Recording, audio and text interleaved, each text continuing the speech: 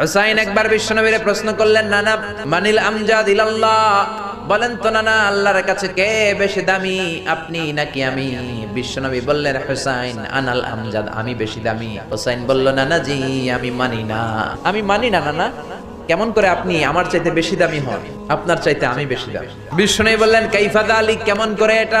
হুসাইন বলল, নানা জি তাহলে বলেন তো আপনার আব্বার নাম কি?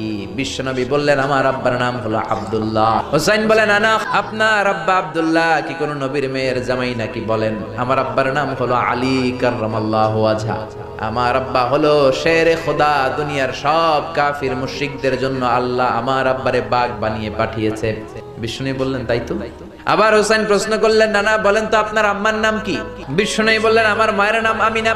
হুসাইন বলল, নানা জি জান্নাতে সর্বপ্রথম যেই মহিলাটা ঢুকবেন ওই মহিলাটা হলো আমার আম্মা জান ফাতিমা।